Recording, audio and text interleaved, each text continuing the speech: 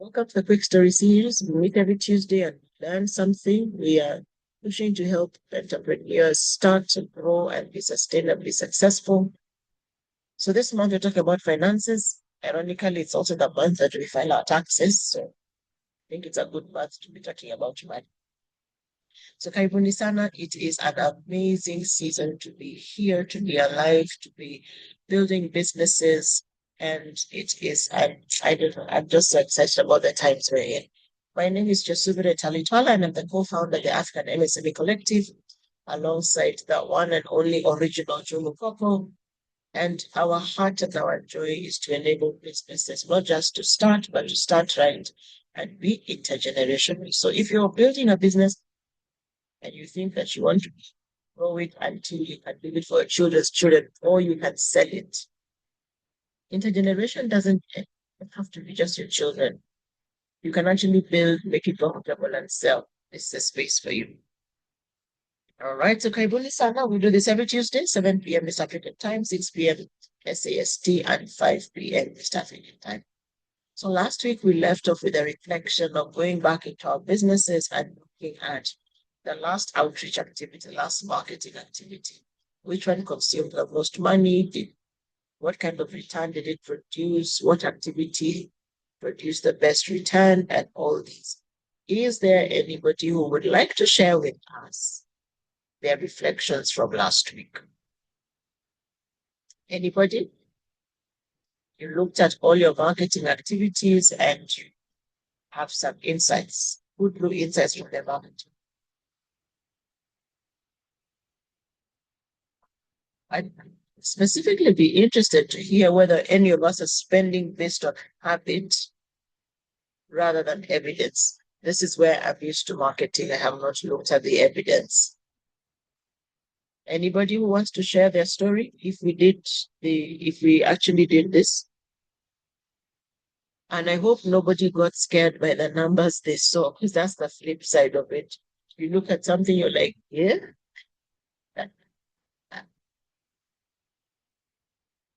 right?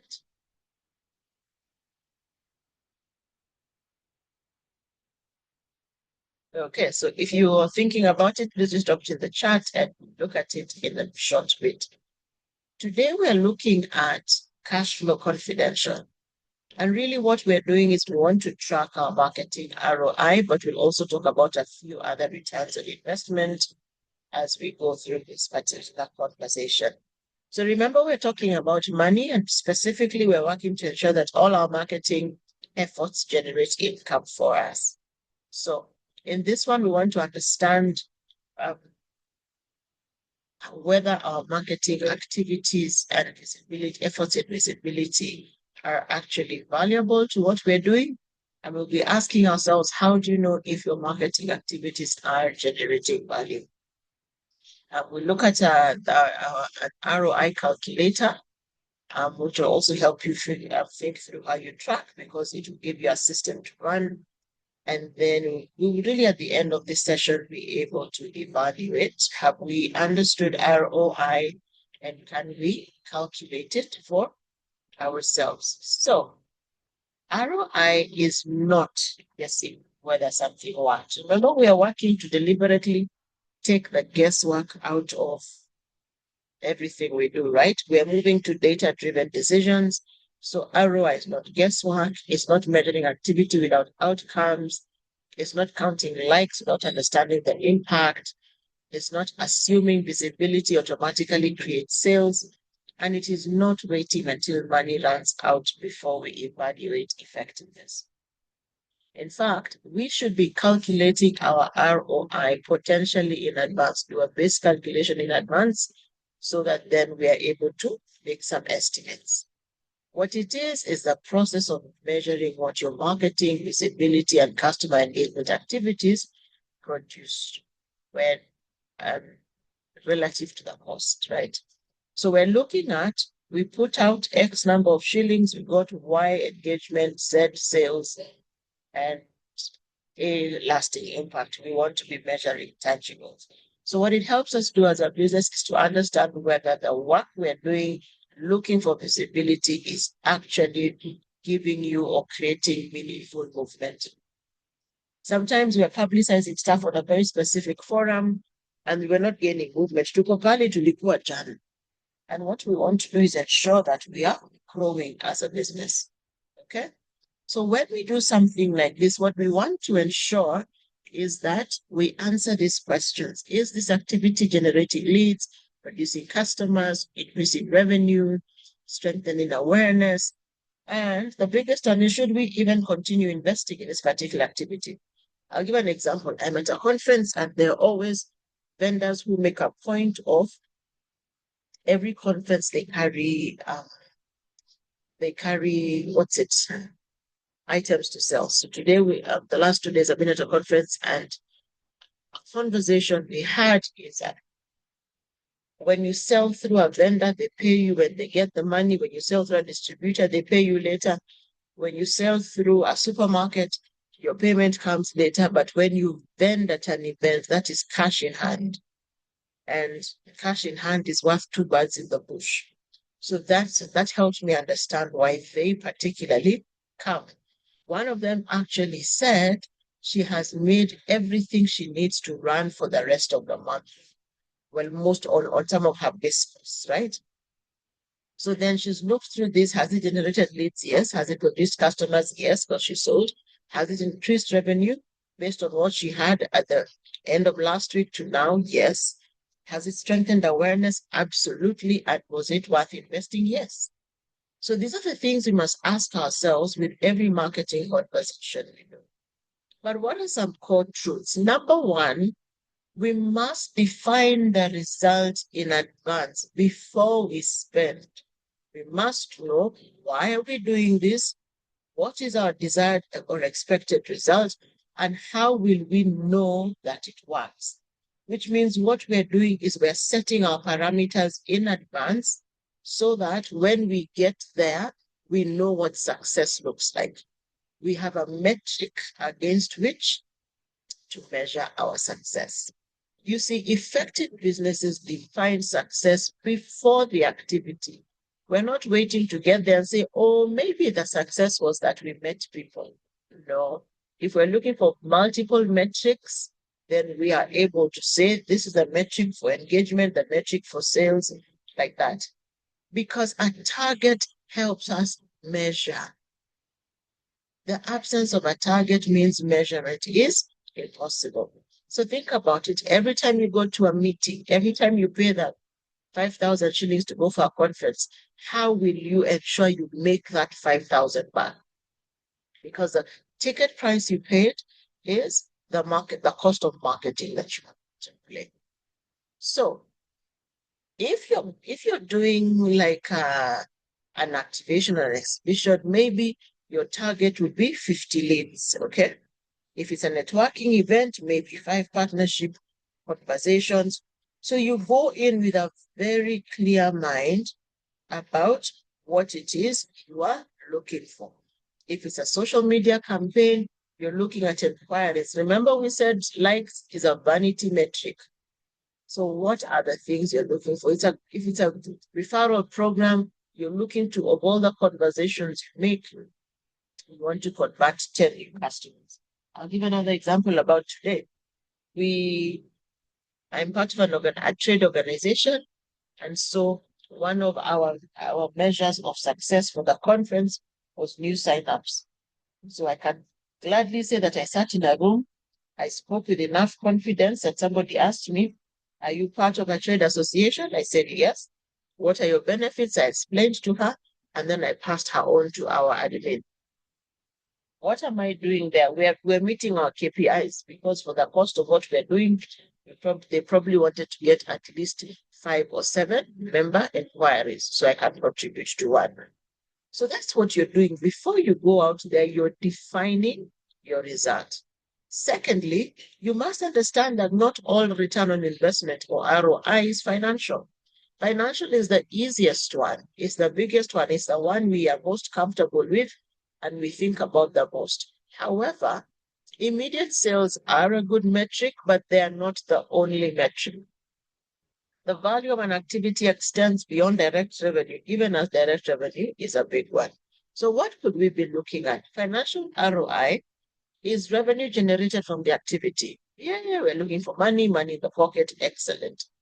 Okay. But what if you went there and you simply created awareness, visibility, and recognition?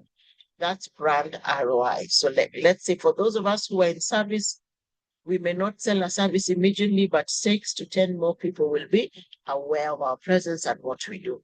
So then we can measure that we spoke to 10 people, of the 10, 3 showed a strong interest. We shall have conversations on Tuesday, right? Then you have engagement ROI. What are the conversations you had? What are the inquiries, the referrals? You can go and track that. We were at this trade show at that day, our website hits went up from 20 to 65. So you have a measure of increased traffic, all right?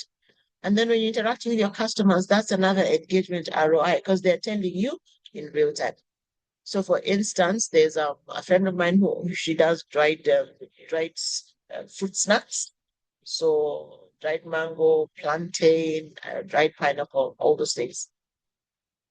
And so her inquiries were so high that she actually had to look for additional products. Why? Because some people would come and they taste. She had samples over there in front. They'll taste, they'll give you feedback on the particular products, and then they'll be like, I want more of this. Do you have more of this? So she actually went to one of her distributors to pick up more product to bring. Why would she do that? The distributor was going to deliver it to a major chain. The major chain pays in 180 days. This is cash in hand. That is why she would do it. So the inquiries at the table facilitated, which is engagement ROI, facilitated financial ROI. And finally, this is strategic ROI. Many of us in the consulting sector, this is one of the most critical returns on investments we need to see at events. So it's partnerships, it's collaborations, it's introductions, distribution opportunity, and really building long-term relationships. So when I come to an event like this, I'm looking to meet maybe 3 or 4 critical people and see how to make it work. We are looking for projects to support, to work with communities to build. So then when I sit and I talk to women and they tell me, oh, I'm from Ugenya, oh, I'm from Meru, we're looking for this, and I can see a synergy, we can begin to have further conversations. And when you look at these forms of ROI, what really comes to mind is we have only been looking at one metric, but now we have many more to look at, right?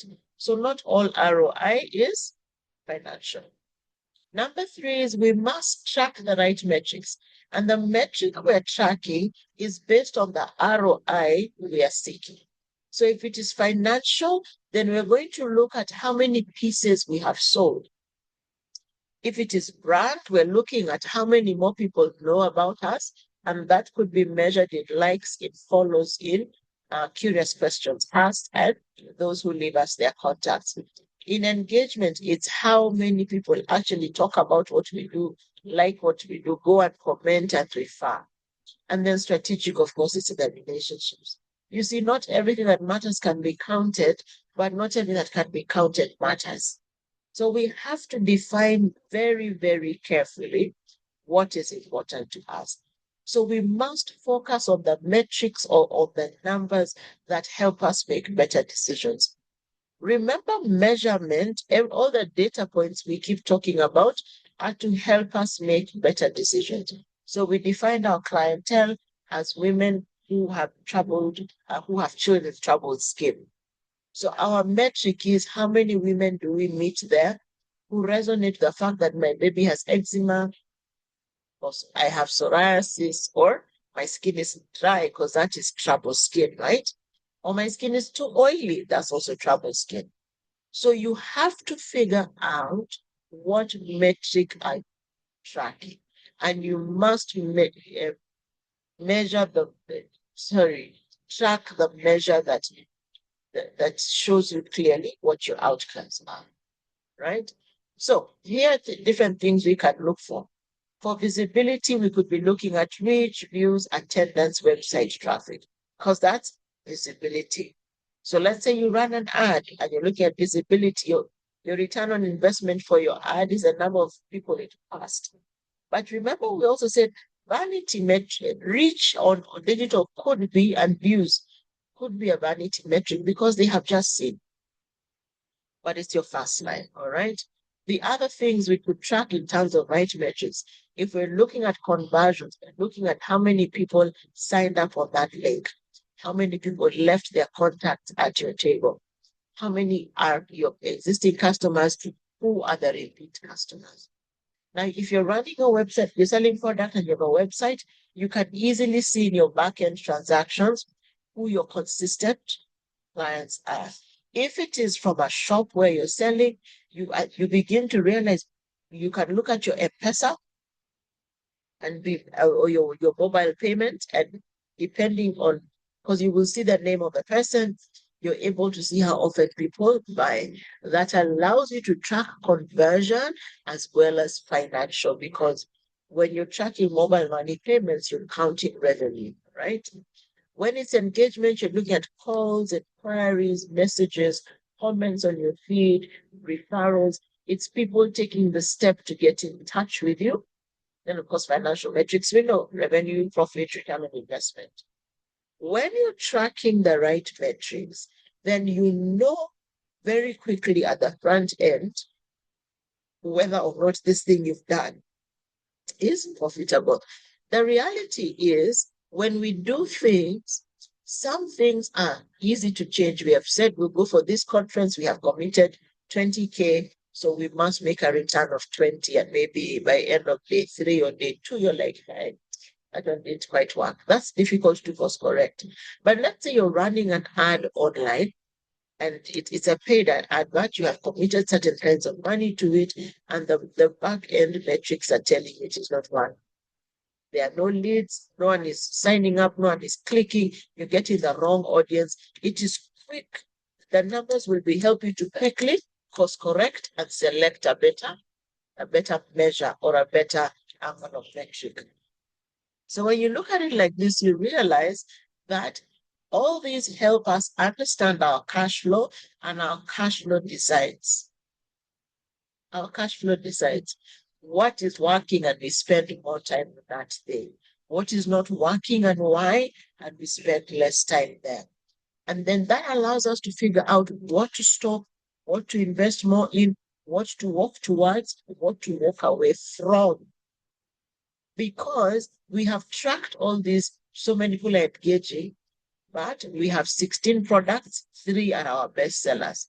So then you now go back and ask the market, is it that you don't like the other 12, or what is the challenge? And the market will speak back to you very loudly, right?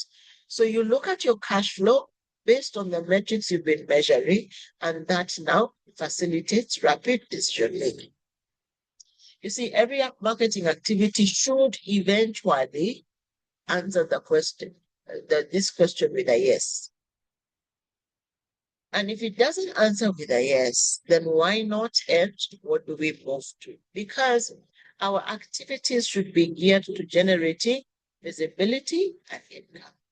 So the goal is to do more marketing that works, not just more marketing. We're looking for more marketing that works. So if you are still locked and loaded and it's making sense to you, and you can see something you need to shift, please put up more, M-O-R-E, in the comment section. Let me see more in the comment section. Then I will proceed. Excellent, excellent. Thank you.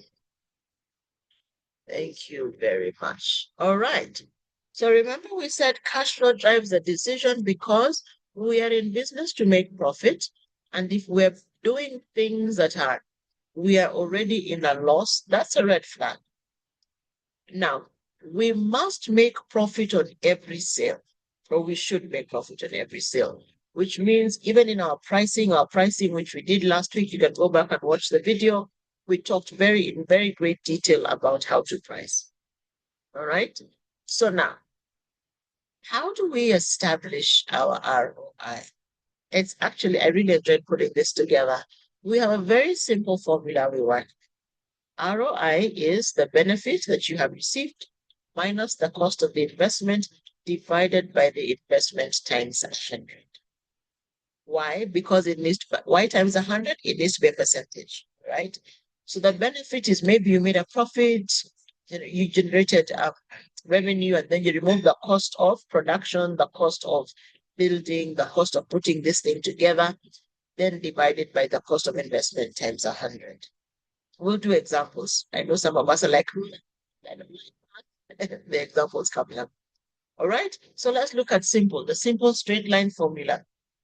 You took products and so you ran a marketing campaign, you spent 30,000, you sold 80,000 worth of product. So in a straight line, your ROI would be the 80 minus the 20,000, which is 60,000, divide by 20, which is, so when you divide by 20, it is 3, and then you multiply it by 100, which is 300%.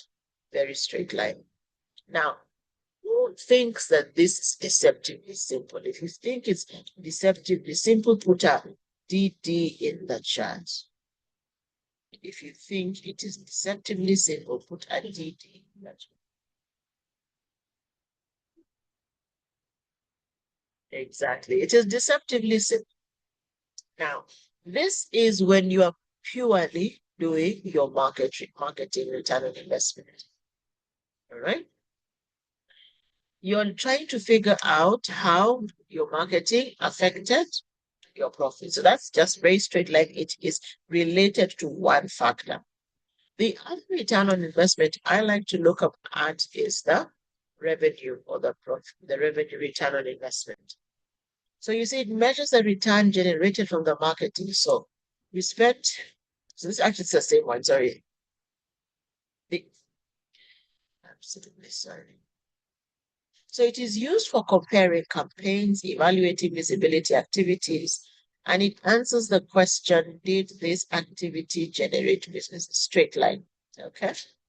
Now, the profit ROI measures the return after accounting for the cost of creating and delivering the product or service. So it answers the question, does this activity generate profit? You see, profit is after everything has been deducted. We have removed our cost of goods sold if we're producing goods. We've done all our costs, direct and indirect. So we know what the cost of the product and service is delivered to our client. So then this becomes a little bit more detailed. We do have our marketing cost of 20,000. We have our revenue of 80,000. We have our service cost of 40,000, which means that the profit is 40,000. Now, to calculate that ROI, you take the profit, you remove the marketing cost, right? Then you divide by the marketing cost times 100. So what this does for us, we have an ROI of a profit ROI of 100%. Remember the other one was 300%, right? It was 300% because we were not accounting for the product cost. We were just saying we put in 20K, we made 80K. And that could be okay for just if you're calculating your marketing ROI. However, you need to be able to understand. This means that for every shilling invested in marketing, the business generated 4 in revenue, 2 in profit. Remember, the revenue and the profit are slightly different, right? And then we make 1 shilling net return after recovering the marketing investment. So you're working to figure on a granular level, this particular product generates for me 6 shillings, 8 shillings, 100,000 per sale. Now, of course, if your costs are low and your price is high, then your margins are higher, so you make more. So then this also allows you to see, are we mispricing this product? Is there a way we need to ensure that we are able to make more, or since we cannot raise the price, do we discontinue this product? Sometimes we have very small margins. Like I used to keep 10% margins, but I realized if one thing went wrong, I'm done. I'm completely snookered.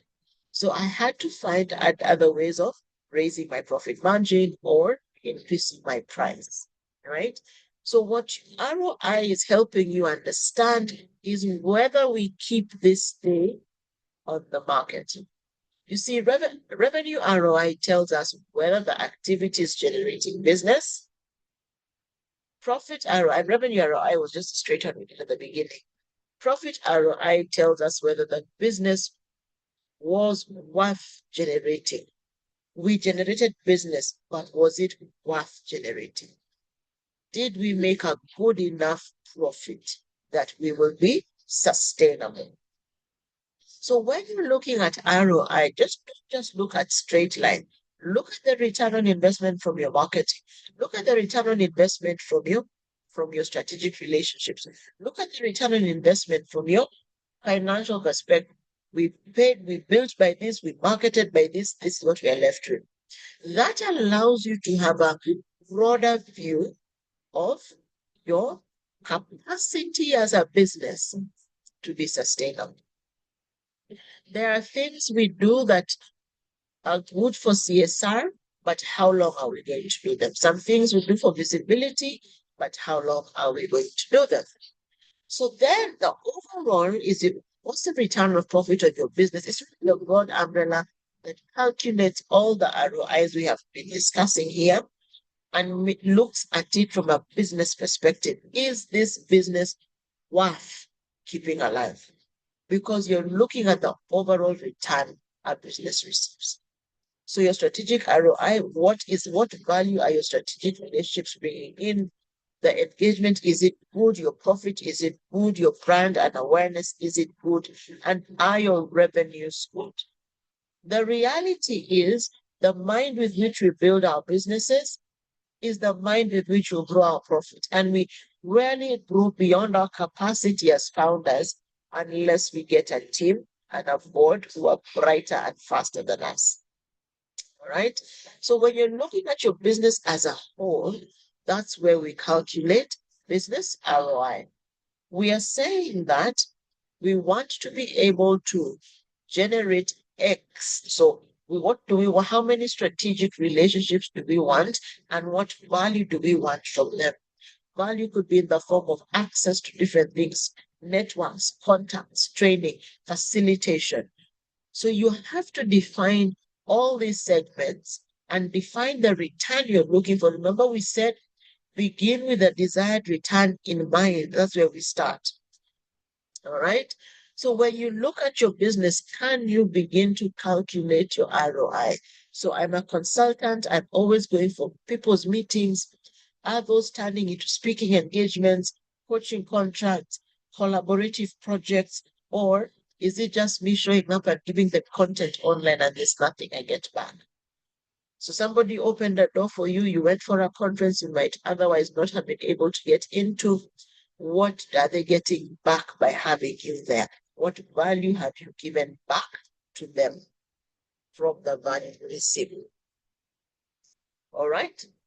So the thing I need us to reflect on, and I'd like us to do this as a quick activity, is think about an outreach activity. So for those of us who are consultants, consider that conference you went for, that leaders breakfast you went for, that association you're part of, that you show up every week and you talk about what you do.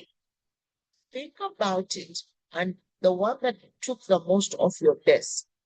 And then ask yourself, what return did it produce? And I'd like to ask if there's anybody who'd like to share about an activity they did that produced a return.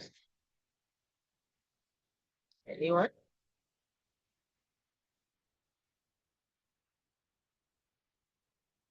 Anybody who wants to share?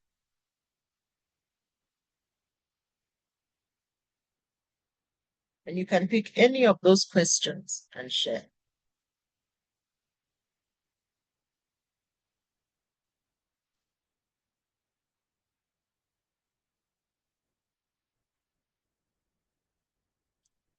My people, what is happening today? Or or you can put it in the chat. Hi. Go ahead. I'll tackle what financial decision would improve my outreach immediately. Mhm. I believe it's being more hands-on with social media. And one more, let me also tackle the return produced by attending an activity recently. Mhm. I didn't spend too much money on it, but it got me a consultancy that paid me 60K for 2 weeks. So that was very good return on my time, not necessarily the money. Yeah. Thank you. Excellent. So your investment wasn't very high, it was mostly your time, and it got you a consultancy. That's what I want us to be able to think through every time. Many times when we are selling to our clients, we're also thinking deeply about what's in it for them. But we must also, when we're doing our marketing, figure out what's in it for us, because we are in business to make profit. So one of the biggest things we need to do is understand what are our profit margins, which we discussed last week. How do we manage our costs, or how do we increase our pricing so that we earn what we need to earn? And so then it comes back to here, because you can quickly measure your ROI. We said this year we will do 5 conferences, each about this average cost, but every conference must pay back its cost plus 30% or plus 100%. So you determine it in advance. Initially, when you begin to think like this, it can feel like an elephant. But the other thing it will make you do, there will be activities you will sit out. You will not go to. There will be places you'll be like, it's never that serious. Right? Because when you calculate the time and the ROI, it may not be what you want it to. So those are the things we must consider quickly and well, and always very deeply, thoughtfully calculate our return on investment so that we are sure that everything we do, even when we have teams, so this is not a concept limited to our selling, is what I'm paying Jane and what she's giving back. Is the ROI balanced? If it's not, then how do I help her become better at what she's doing? Right? How do is it training? Is it mentorship? Is it moving her to another department? ROI, the simple way of thinking about it, you can take it and apply it anywhere to every aspect of your life, because it is absolutely critical. So we have said that we must define our outcome before we spend. So before I sign up for that conference, what will it cost me, even in terms of my time, to be there? And then when we are there, because the outcome is clearly defined, we are tracking outcomes, not activities. We're not just saying we went to 6 trade fairs. What did those trade fairs deliver? Are they still worth going? So maybe it was too expensive for me. So can I find a different way to go to a trade fair? I know a women's association who what they will do is whoever can afford to go for the trade fair, the association said you cannot fill the box with only your staff. You can take somebody else's staff. So when we go there, we know everybody's pricing, we know the margin, we bring them back their money. How does that help? Today, Joe travels, tomorrow I travel. So everybody gets an opportunity to do that. But you see, we must also measure financial and non-financial returns. We must invest more in what is creating traction. So like that group of women, there were certain trade fairs. Now they invested and they committed to, because they were big enough for everybody to sell and make a decent profit. All right? And then finally, you review your ROI regularly. When you're using digital media, the algorithm changes. So when the algorithm changes, the patterns you had before that got you returns might no longer get you returns. So then if you're not reviewing your ROI regularly, then you are unable to consistently make what you need to make. That's why we review and adjust. Because if trade fairs worked for me, and now that we are post-COVID, they're not working, what else can we do? How else can we get awareness?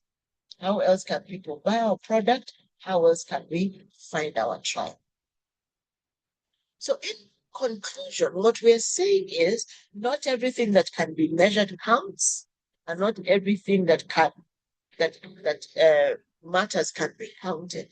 So we must measure what matters and focus on what will help us make the right decisions. Do we have questions on that? Do we have questions?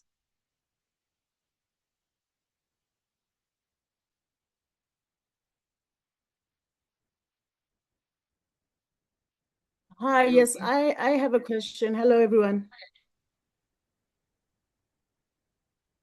Ask. Go ahead and ask. Can you hear me? Yes. Oh, okay. So thank you very much for this. It's been very insightful as usual. But what I wanted to ask is, does return on investment also need to have a time frame? And I ask this because I've seen instances where, when I was younger, especially, I guess some certain things come with age. But when I was younger, there was a lot of times where I would be asked to do something for exposure, Mm. and but with very little control over how I am engaged. And therefore, I would find that it's very difficult to then measure, to follow up and measure whether I got in the type of visibility that I had hoped for, or the type of engagement that I'd hoped for, because it would feel like I'd been boxed. Mm. So yeah, so hence that question. So to say, does there need is there a time frame that one would say, this is good enough? I don't know. I don't know if my question makes sense. So yes, there should be a time frame because you can't indefinitely sell without a return. They still do that thing, especially to us creatives, or we will give you exposure that you will get more business from. I don't think exposure is a business strategy. I honestly don't, I because how agree. do I quantify exposure? So yes, I will be in front of CEOs and COOs, but you are the one who's known. I don't have the name or the what's the word, or the branch to close that deal. So nowadays when people say, "Oh, it's exposure," I'm like, no, thank you. There are rooms where exposure matters. And for those ones, I will go in, but I will go in with a very specific plan and we'll see how to work it. But even exposure has to be quantified. So I stepped into the room and there were 300 CEOs in the room. I talked to 10, 5 are interested. There has to be a number. And then it's not, what's the word? It is not advisable to have this open loop where you're not making returns. What will eventually happen is people will get used to you giving them for free. They'll get used to it. And then the day you want to monetize, but you've always given it free. So you could do things like, and we need to start teaching our young ones, you do early bird pricing, you do discounts. In fact, many of them do that already. So you do Mother's Day sale, Father's Day sale. So those help you move volumes. But you realize every time you move volumes on something like that, you have technically lost some income, right? Because when I do a discount, I am forfeiting a percentage of my profit. So how often can you sell that product discounted? All right. So I don't think exposure is the exposure is not a strategy. Not even I don't think it is not a strategy. It may work once or twice, but it's not sustainable. So my reflection made I me agree. realize that. Thank you very much for that. Pardon? I said I agree with what you are saying, and thank you very much for just cementing that. And Yeah. I think it's something that we really do need to be teaching even the younger ones so that they don't get exploited as much as what Yes, we have been through. Mm. I agree. I completely agree.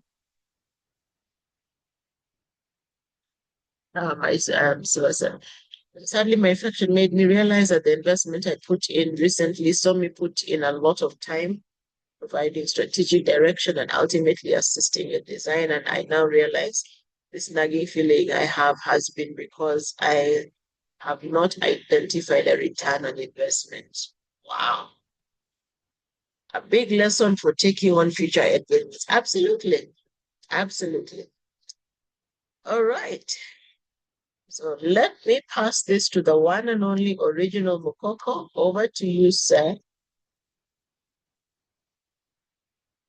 to help us flow.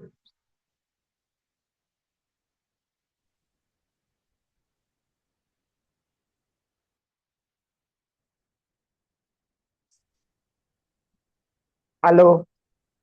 You froze for a second.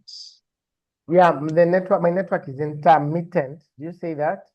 It's disturbing, but nonetheless, we proceed. So thank you, ladies and gentlemen, for being here today. And Coach Chesubri, as always, thank you for bringing it home. My key take out from this session today, I've written it down. Allow me to read. You must review your ROI regularly, and adjust accordingly. And I like that we picked, there are things we are doing that are not of value.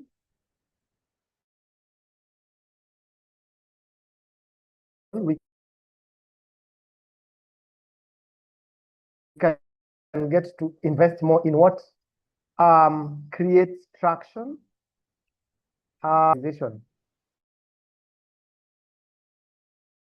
Last I checked, we are all running businesses. So beyond today, even as we run businesses, what can we do? Number one, give us feedback. What did you like about today's session? I'm sharing the link in a minute. My internet is a bit slow. Can you hear me, Chesubiri? If you can hear me, shout once. Once. Really? Yes, so it's feedback. I'm just loading. It should be loading on chat just now. Give us feedback. The feedback allows us to be able to serve you better. Tell me when you see it there. Umekuja? Oh, sorry. Is it showing, Chesubiri?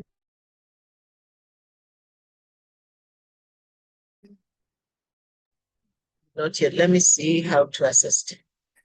And even as we share the link for the feedback, it's also important for us to be able to join the community.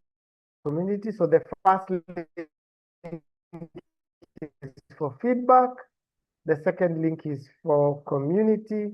Those of us would like to join our community. So feedback link is loading. Chisubiri, please tell me if it has come.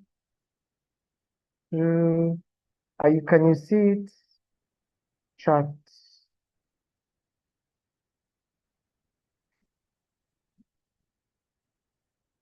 Yeah, community. Has it come through for the feedback? Feedback has come through. Waiting for community. Okay. Technology wants to behave and it doesn't know that it's dealing with the one and only original Mokoko. Thank you. And that is for the community. Please let's join. Remember, we empower each other. We support each other to grow. We challenge each other to grow. We inspire each other to grow. We motivate each other to grow. By us achieving our full potential, then those around us are able to grow. So let's put that in mind, even as we continue moving.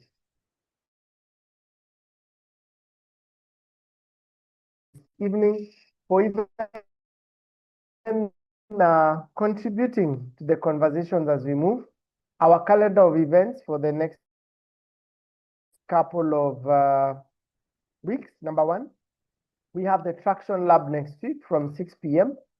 We will share. Next week is already 30th June. Wow, it has flown so fast. We shall share with you the link on the chat space. And we shall be talking about visibility, customer sales, finance, systems, and priorities. We are halfway the year. So what have we been able to do? And how do we look at the next half of the year, panning out for all of us as we move? There is a charge to it, about $12 and 1,500. 3 hours of conversation, of an assignment, workbook, and you walk away. How does the second half of your year look like? So that as we evaluate where we are in Q1, we identify where we are in the half of the year, and especially Q2, which was our focus. We're able to identify where we gained traction and where we need to add more ROI, our return on investment. It is in what is creating traction for us. And hopefully we'll be able to clarify Q3, Q4 to run. Looking forward to seeing us next week on Tuesday, even as we have the longer conversation. We are getting ready for that, and we shall be able to share a morning breakfast, 25th of July. You are all welcome. We'll share some more details. And then we're also launching cohort 2 of our Women in Digital Business. As I always say, it says Women in Digital Business, but even the men can join it on 2nd of July. I am a beneficiary of the digital business program. So starts July 2nd, 12 weeks, virtual attendance. Thank you very much. Allow me to thank our sponsors for, we shall be sharing the links for joining the digital business. We brought it. Could we, I think next week, add the translation to those who are not from Kenya? Just go back to that slide on the coach.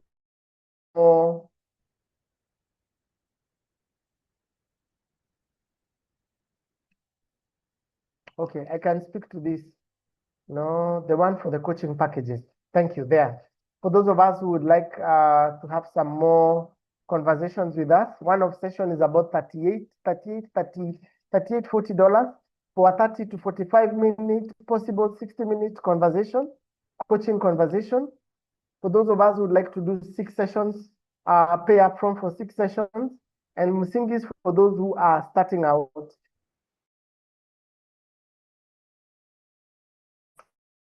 $200, we shall put that in dollars for you in the group.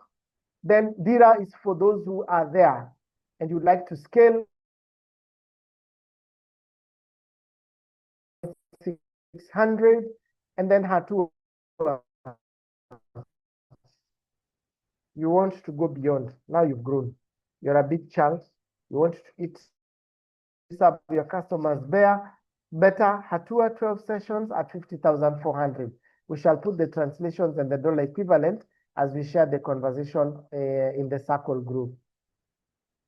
Allow me to thank our sponsors and our partners, collaborators. One of them will be in the Traction Lab next week. So to AFI Solutions, China Publishers, Regroup, Shala Global, the Cube Innovation Hub, Akiko Stories, Haki Integrated Services, SOA Events, Star Events, Conscious Works Consults, Zurich being part of the circle as we continue. Next week, we will be having Zurich as we discuss finance and sales and how else we play here. We continue being available to serve you. You can catch our previous episodes on the Growth Age YouTube channel. We also have the After Files, and I think we are revamping that to come up even as we talk about all these trade agreements the government has been signing. And then lastly, 360 brand story on improving your storytelling skills. So thank you very much. Thank you all for being here. Thank you to our back office team, Ms. T-Bags, Mr. Kwe, Ms. Mimo, Ms. Felicity, Ms. Julia, Ms. Wamboi. Thank you for the support you've given us even as we continue moving. Chesubire, parting shot for the evening. And don't repeat mine. I said mine is ROI. Review it regularly and adjust accordingly. Your parting shot. Don't repeat mine. Don't copy me. I'm not copying you, don't worry. My parting shot is very simple. Make sure you calculate your ROI on everything. Some things you calculate it, it will be a give, won't be a get, but don't let a give be your consistent Make ROI. sure you calculate your ROI on everything. Yes. Excellent. Thank you. Here, have a good morning, good afternoon, good evening. God bless you. And may the seed you're planting fall on fertile ground, that the harvest may be plenty. Thank you. Bye. Amen to the blessing. Amen.